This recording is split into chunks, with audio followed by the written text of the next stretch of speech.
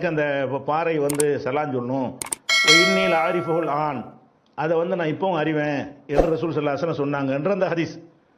கல் சலான் சொல்லுமான்னு கேட்டால் பொதுவாக சொல்லாது. ஆனால் இறைவன் நாடி நான்னு சொன்னால் அதை நம்ம இறைவனை கூடுதலாக நம்புறதுனால, இறைத்தூர்கள் வழியாக சில அற்புதங்கள் நிகழ்கிற காரணத்தினாலையும் செய்து ஆத்தண்டிக்காக இருந்தால் நம்ம ஏற்றுக்கொள்ளத்தான் வேணும். அந்த அடிப்படையில் நம்ம அது சரின்னு சொல்லியிருந்தோம். ஆனால் அதை மீளாய்வு செய்யும் பொழுது இந்த சலான் சொல்கிறதுங்கிறதுக்குல, சலான் சொல்லுவது ரசூல்லாவுக்கே தெரிஞ்சது 40 வயசுக்கு பிறகு தான். சலாம் சொல்லுதல்னா ரசூல்லாவுக்கே ஒருத்தர் சந்திக்கும் போது சலான் சொல்கிற ஒரு வழக்கம் அன்னைக்கு இருந்தால் தான் அந்த கல் சலான் சொல்லிச்சுங்கிறது சரியாக வரும். அப்போ கல் சலான் சொல்லிச்சுன்னு சொல்வதாக இருந்தால் சலாம் சொல்லக்கூடிய ஒரு முறை அன்றைக்கு இருந்ததா, இறை தூதர் ஆன பிறகு தான் அந்த சலான் சொல்கிற முறை வந்ததான்னு கேட்டால் இறை தூதர் ஆன பிறகு தான் வருது. ரசூல் ஸல்லல்லாஹு அலைஹி வஸல்லம் வந்து அவங்க சின்ன வயசில் இருக்கும்போது என்ன செய்கிற, அந்த அரபு மக்கள்கிட்ட சலான் சொல்கிற ஒரு அஸ்ஸலாமு அலைக்கும் சொல்கிற வழக்கமே இல்லை. வழக்கமே இல்லாத ஒன்றை வந்து அதை சொல்லாது, சொல்கிறதுக்கு வாய்ப்பு இல்லை. அப்போ என்ன புதுசாக இருக்குன்னு தேர்த்து போயிருப்பாங்க. இப்போ அந்த வரிசையில் தான் இந்த ஹதீஸையும் மறுக்கிறாங்க. மீள் ஆய்வான் ஏற்கனவே அது அவங்க சொல்கிறாங்க, அந்த வீடியோவில் அவங்க சொல்லி காட்டுறாங்க. இந்த ஹதீஸை பற்றி முன்னால் சில பேர் கேட்டாங்க, கல்லு சலாம் சொல்லுமா, அப்படி வாய்ப்பு இருக்குதா, அந்த சக்தி கல்லுக்கு இருக்குமான்னு என்கிட்ட கேட்டாங்க. அப்போ நான் சொன்னேன், இதெல்லாம் ஆன்மீகம் சம்மந்தப்பட்டது, இறை நேசரில் இது நடக்கும், இறைவன் நாடினால் நடக்கும்னு தான் சொல்லியிருந்தேன். ஆனால் சில பேர் இப்போ சில சந்தேகங்களை வச்சு கேள்வி கேட்குறாங்க. அதை பார்க்கும் பொழுது இந்த ஹதீஸை நாம் ஏற்றுக்கொள்ள முடியாது. இப்போ தான் நமக்கு வருத்தமாக இருக்குது. 4 பேர் சில சந்தேகங்களை எழுப்பி கேள்வி கட்டக்கூடாதா? கேள்வி கட்டல அது ஹதீஸே இல்லைன்னு சொல்லி போடுவீங்களா? சந்தேகத்துக்கு கேள்வி கேட்ட பதில் சொல்லுங்க, எல்லாரும் தெரியாதுன்னு சொல்லிட்டு போங்க. அவங்க சந்தேகத்தை எழுப்பிட்டாங்கல்ல, அப்படி அது இன்னும் 4 பேர் வந்து ஒரு சந்தேகத்தை எழுப்பாங்க, இன்னொரு அது சந்தேகத்தை எழுப்பி விட்டார்கள். இப்படியே போனால் இப்போ புகார் மிஞ்சுமா? என்ன வேலை பார்க்குறீங்க நீங்கள்? இப்போ இதில் இருந்து ஹதீஸை புரிகிற ஆற்றல் அவர்கள் இல்லை. சொல்லுவாங்க, குர்ஆனை பின்பற்றுவோம், ஹதீஸை பின்பற்றுவோம். நான் சொல்றது குர்ஆன் ஹதீஸை புரிஞ்சால் தானே பின்பற்ற முடியும், புரியாமல் எப்படி பின்பற்றுவீங்க நீங்கள்? அப்படி தான் இப்போ ஆகிப்போச்சு. மீளாய்வு இப்போ சொல்ல மீளாய்வு நாங்கள் மறுபடியும் ஆய்வு செஞ்சோம். இப்படி சில பேர் சந்தேகங்கள் கேட்டதுனால பார்த்தாக்கா இது சாத்தியம் இல்லைன்னு தான் வருது. ஏன்னா அரபு மக்களுக்கு மத்தியில் சலாம் சொல்ற ஒரு பழக்கம் இல்லை, இஸ்லாத்துக்கு தான் வந்தது. அப்போ இஸ்லாத்துக்கு முன்னால எப்படி கல்லு சலாம் சொல்லி இருக்கும்? அவங்க ஆய்வு பண்ணுறாங்களாம். நினைக்கிறங்க வேற ஒரு நோக்கத்தில் வந்திருக்க மாதிரி தெரியுது என்று அவர் எச்சரிக்கை பண்ணுறாரு. எச்சரிக்கை பண்ணவுடனே அவர் ரசூல்லா கிட்ட வந்துடுறாரு. அந்த வஹ்பு என்பவர் வந்து ரசூல்லாவுக்கு என்ன செய்கிறாருன்னு கேட்டால், சலான் சொல்லலை, அனிம் சபாஹன் யா முகம்மது, குட் மார்னிங்கிறார். முகமது நல்ல காலை பொழுதாகட்டும்னு சொல்லி அவங்க வந்து அவர் வந்து சலான் சொல்கிறார், அந்த காலத்து முறையில் சொல்கிறார். அப்போ ரசூல்லா சொல்கிறாங்க, அது அப்துல்லா நல்லாஹு ஹைரமின்ஹா, அல்லாஹ் வந்து இதை விட சிறந்தது எங்களுக்கெல்லாம் மாற்றி தந்துட்டான். இது இப்போ கிடையாது, இந்த குட் மார்னிங்லாம் கிடையாது, இதை விட சிறந்த ஒரு முகமனை அல்லாஹ் வந்து எனக்கு தந்துட்டான்னு சொல்லி என்ன செய்கிறாங்க, ரசூலுல்லாஹ் பதில் சொல்கிறாங்க. அப்போ அதுக்கு முன்னாடி இருந்த அந்த வழக்கம் அதுதான் இருந்தது என்பதும், பிறகு அல்லாஹ் என்ன செய்கிறான், அந்த சலாமை அரபுகள்கிட்ட வழக்கமாகவே இருந்து அதையே ரசூலுல்லாஹ் கண்டினியூ பண்ணாங்கன்னு இருந்தால் தானே கல்லு சலாம் சொல்லியிருக்கேன். அவங்கள்ட்ட அந்த இதே கிடையாது, இதைத்தான் ரசூலுல்லாஹ் சொல்லிகிட்டு இருந்தாங்க. அல்லாஹ் வந்து பிறகு தான் என்ன செய்கிறான், இஸ்லாத்தை நபி ஆன பிறகு தான் அந்த சலாம் கொடுக்குற வாசகத்தை அல்லாஹ் வஹி மூலமாக சொல்லி கொடுக்குறான்.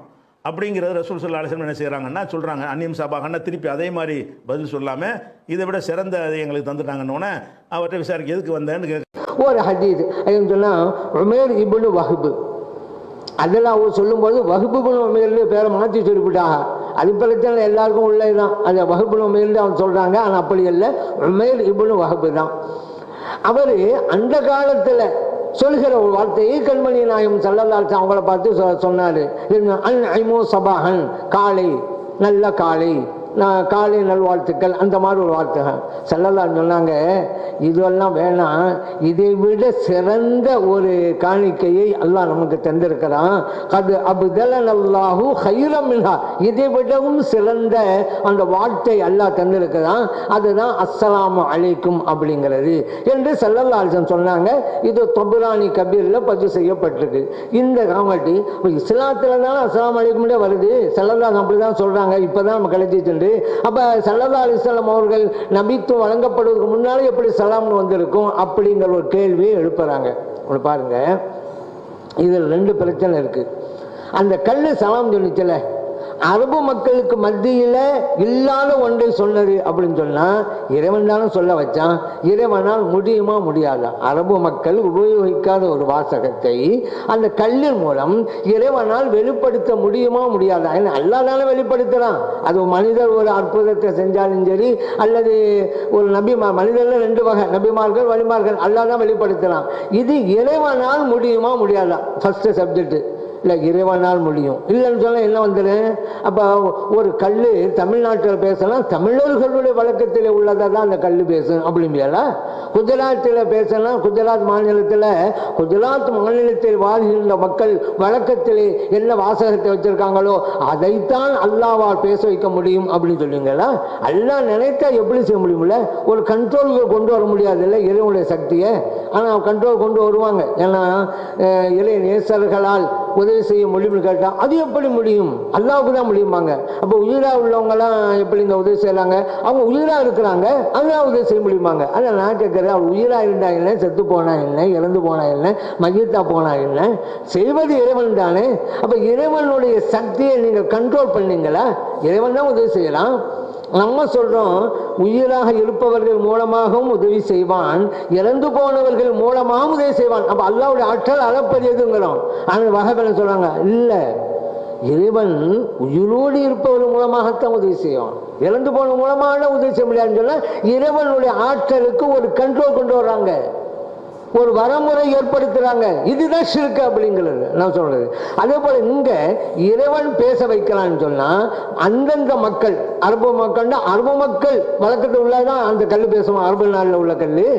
அப்ப இன்னொரு மாநிலத்தில் வேறு மொழி இருந்தா அந்த மொழியில இருக்கக்கூடிய மக்கள் உபயோக வார்த்தையை தான் அந்த கல்ல பேச வைக்க முடியுமா? அல்லாவால அல்லாஹ்வுக்கு பேச வைக்கலாம், எப்படி முடியும்?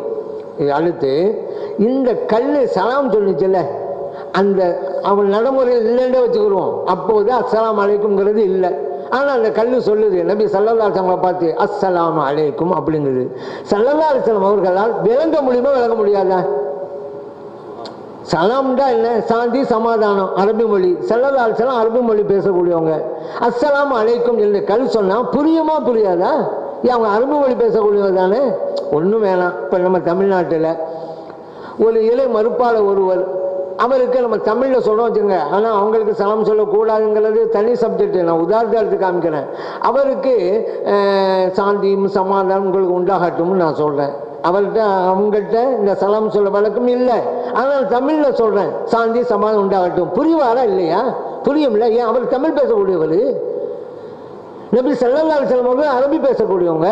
அஸ்ஸலாமு அலைக்கும் நபி வழக்கத்தில் இல்லாவிட்டாலும் சலாம் என்பது உங்கள் மீது உண்டாகட்டுங்கிற மீனிங் தெரியுமா தெரியாதா? ஸல்லல்லாஹு அலைஹி வஸல்லம் உங்களுக்கு முடிஞ்சு போச்சுங்க.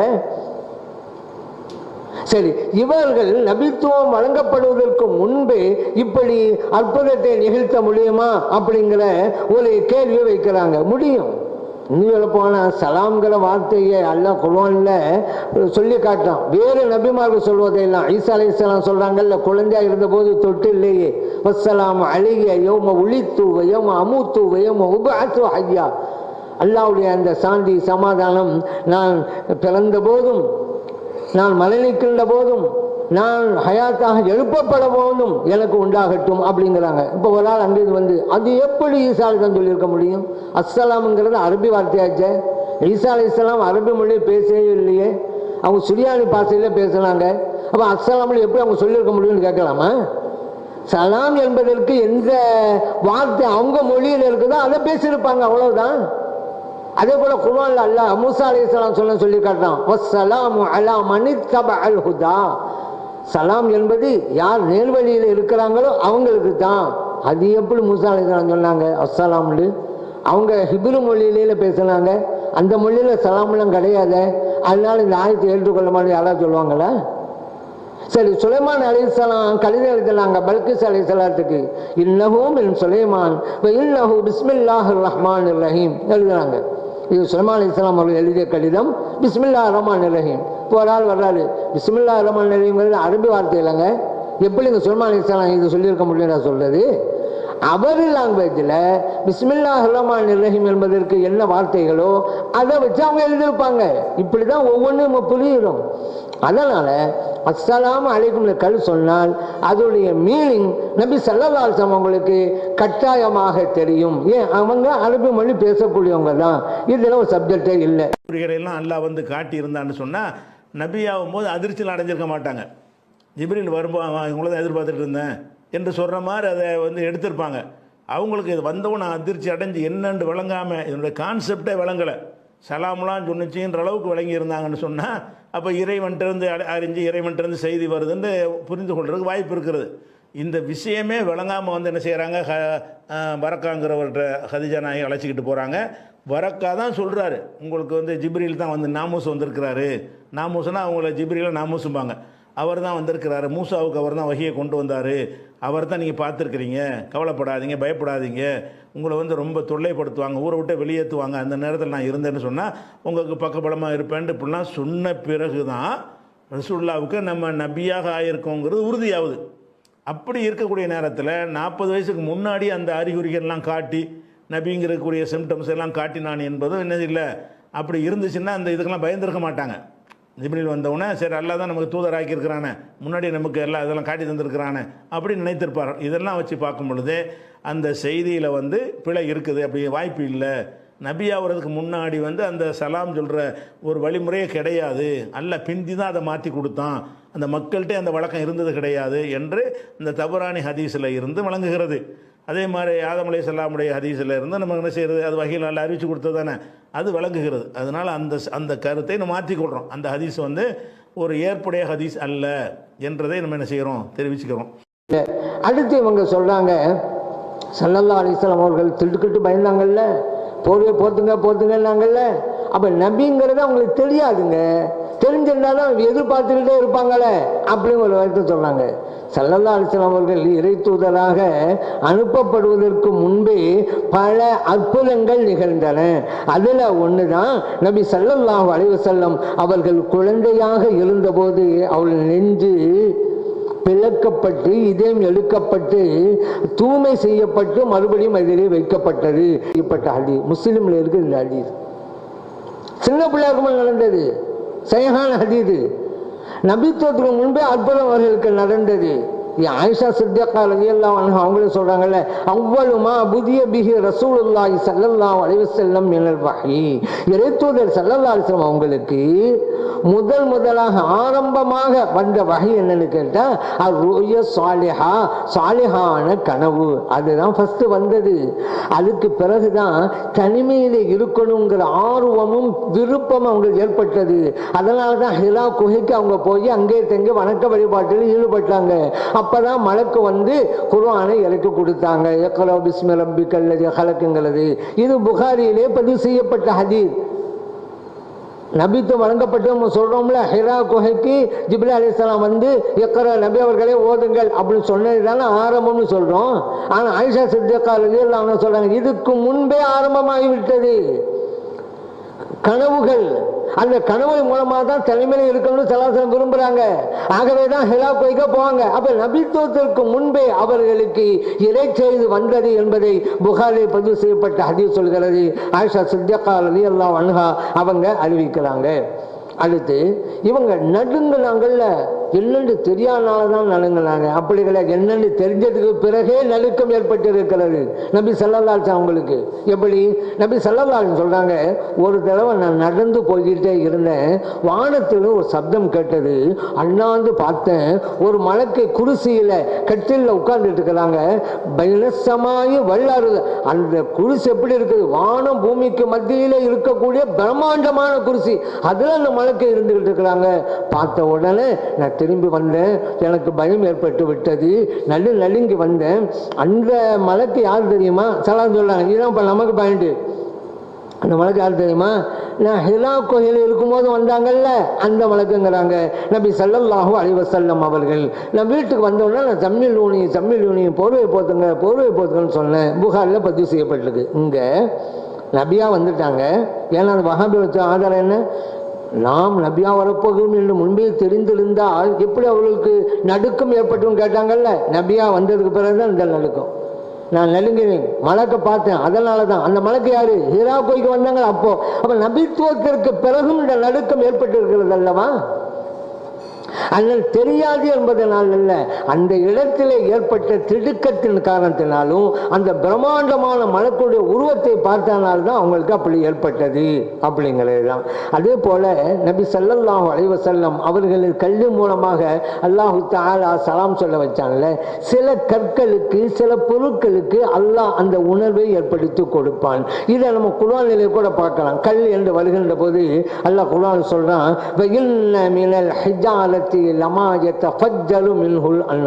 கற்களில் சிலது உண்டு, அவற்றில்தான் ஆறுகள் ஓடுகின்றன.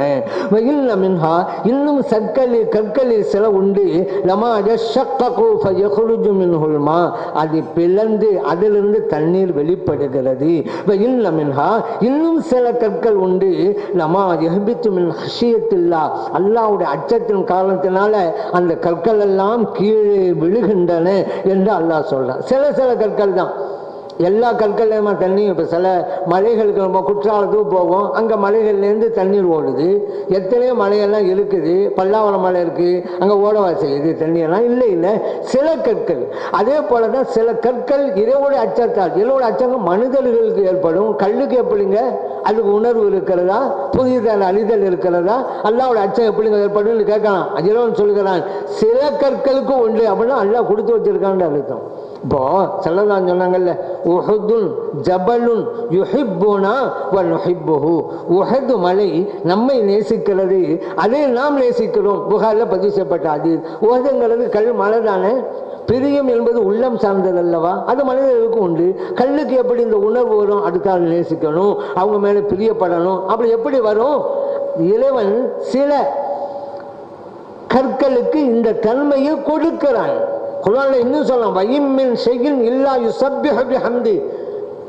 இந்த உலகத்தில் கூட சில பொருட்கள் இருக்குது, அது தஸ்பீஹ் செஞ்சுக்கிட்டே இருக்கும். வலாக்கின் லா தஃப்கஹூன தஸ்பீஹஹும், அந்த தஸ்பீஹ் உங்களுக்கு புரியாது, ஆனால் தஸ்பீஹ் செஞ்சுக்கிட்டு தான் இருக்கும். அல்லாஹ் குர்ஆனிலே சொல்லி காட்டுறது. இப்படி எல்லாம் இருக்கிறது. இவங்க அப்துல்லா இப்னு மஸ்ஊத் ரலியல்லாஹு அன்ஹு அவங்களே சொல்றாங்களே, குன்னா நஸ்மஉ தஸ்பீஹத் ஆம். சாப்பிடுவோங்க, சாப்பிடும்போது அந்த உணவு தஸ்பீஹ் செய்யும். யூக்கல், சாப்பிடப்படும் போது அது தஸ்பீஹ் செய்யும், நாங்க கேட்போங்கிறாங்க. அப்துல்லா இப்னு மஸ்ஊத் ரலியல்லாஹு அன்ஹு அவர்கள் புகாரில் பதிவு செய்யப்பட்ட ஹதீஸ். தஸ்பீஹ் செய்யுது சில பேருக்கு கேட்கும். இவங்க என்ன நபியா? அப்துல்லா மஸ்ஊத் ரலியல்லாஹு கேட்குறாங்கல்ல, அல்லாஹ் கேட்க வைக்கிறாங்க. இதுவெல்லாம் சில பொருட்களுக்கு அல்லாஹ் கொடுக்கிற ஆற்றல் உணர்வுகள் என்பதை நாம் அறிந்து கொள்ள வேண்டும். இப்படி பல பொருட்களை உதாரணத்தை சொல்ல வரலாம்.